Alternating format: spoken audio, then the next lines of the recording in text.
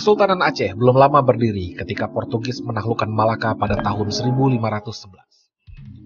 Kesultanan ini secara bertahap menjadi kuat di semenanjung Sumatera pada paruh pertama abad ke-16.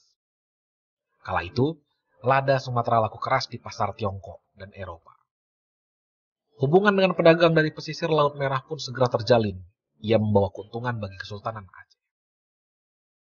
Portugis melihat itu sebagai ancaman, sementara Sultan-Sultan Aceh menilai Portugis sebagai lawan. Perang pun tak terelakkan. Aceh menyerang Malaka pada tahun 1537, 1547, 1567, 1574, dan 1629. Dalam peperangan itu, Aceh menyertakan armada perempuan. Perang Portugis agak canggung dibuatnya. Tapi tak ada pilihan. Mereka harus berperang melawan perempuan. Inilah tilas mula keperkasaan perempuan di Aceh. Kesertaan perempuan di Aceh ditemukan dalam perang tahun 1567, walau belum terhimpun dalam kesatuan khusus. Jennifer Dudley, mahasiswa doktoral Universitas Murdoch, menyebutkan perempuan-perempuan itu bergabung dalam pasukan Sultan Alauddin Riyad Shah Al-Kahar. Mereka menemani suaminya berperang, sementara sisa-sisanya adalah janda atau tunangan dari prajurit yang gugur dalam perang sebelumnya. Tulis Dudley dalam Of the Warrior Woman, Emancipation, Princess, Hidden Queen, and Managerial Mother. Berdasarkan catatan yang ditemukan, Dudley tak menampik peran perempuan dalam perang. Kiprah prajurit perempuan dalam sejarah Indonesia lebih banyak bersandar pada mitos, bukan catatan sejarah. Dudley mengakui hal itu lantaran kurangnya sumber tulisan terpercaya tentang riwayat-riwayat perempuan di Aceh. Dalam makalahnya, Dudley menggambarkan bertarung dengan berjalan kaki dan menunggang kuda atau gajah. Namun Dudley tak menerangkan dari mana keahlian itu diperoleh. Keahlian perempuan Aceh berperang tersemai berkat pelatihan di Akademi Militer Kesultanan Aceh, Baital Maqdis. Pendirian akademi ini tak terlepas dari bantuan Kesultanan Turki Utsmani. Dua kesultanan ini merenda hubungan baik sejak paruh pertama abad ke-16. Sehingga kemungkinan akademi ini didirikan pada kurun waktu yang sama. Walaupun tak menyebutkan kurikulum dan kapan pendiriannya, Ismail Haqqi Göksoy dalam Ottoman Aceh Relation According to the Turkish Source, makalah pada First International Conference of Aceh and Indian Ocean Studies, mencatat Aceh merekrut ahli militer dan pembuat senapan sejak 1530-an.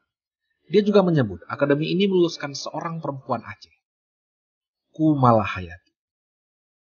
Kumalahayati menjadi laksana perempuan pertama saat Aceh berada di bawah kuasa Sultan Riyad Shah Al-Mukamil, 1589 sampai dengan 1604, yang menyerang Portugis di Teluk Aru dekat Langkat.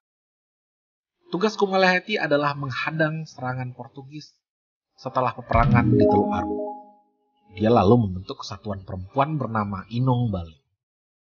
Kesatuan ini terdiri dari sekitar 1.000 janda prajurit Aceh yang gugur dalam perang Aceh. Kumalahayati salah satu janda tersebut. Meski sedih, dia tak terus menatap, sebab perang belum berakhir. Armada Portugis masih terhimpun di Malaka untuk membalas serangan di Teluk Aru. Dia tak mau kematian suaminya sia-sia.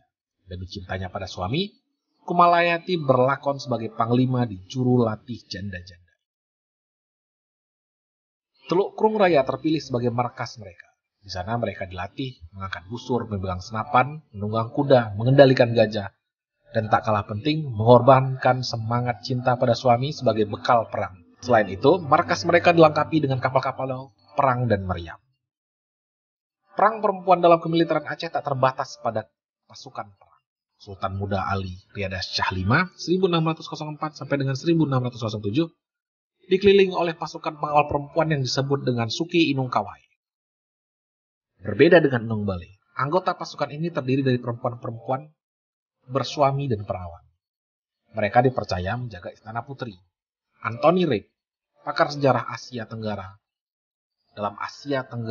dalam kurun niaga, melihat gejala ini sebagai ketidakpercayaan sultan terhadap penjaga lelaki.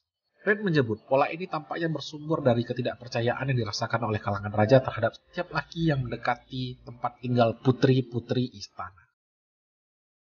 Kepercayaan Sultan-Sultan Aceh pada prajurit perempuan semakin terbukti dengan pengembangan Inung Bale.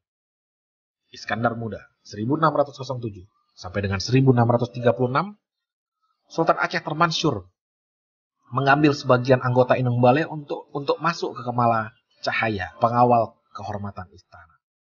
Sebagian besar adalah perempuan-perempuan berparas cantik. Mereka bertugas menerima tamu-tamu agung sultan.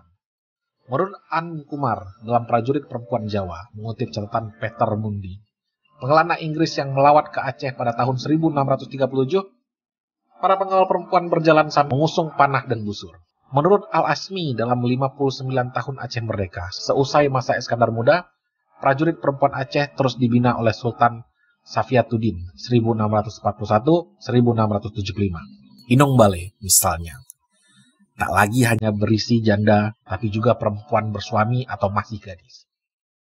Perempuan Kesultanan Aceh mengalami kemunduran jelang abad ke-18. Peran prajurit perempuan Aceh tak lantas mengendur. Lawan komunis, Portugis, yang juga mengalami kemunduran, digantikan oleh Belanda. Belanda terus mengalami perang serupa Portugis untuk menghadapi para prajurit perempuan. Hingga paruh pertama abad ke-20, kiprah perempuan Aceh dalam militer masih tersuai. Beberapa nama kesatuan prajurit perempuan bisa disebut semisal Suki Fakina pada abad ke-19 dan Resimen Pucuk Barin pada 1945. Dari epos panjang prajurit perempuan Aceh ini, keperkasaan tokoh-tokoh masyhur seperti Cut Nyak Dien dan Cut Mutia dapat terlacak. Terima kasih telah menonton video dari Aceh Clip. Assalamualaikum warahmatullahi wabarakatuh.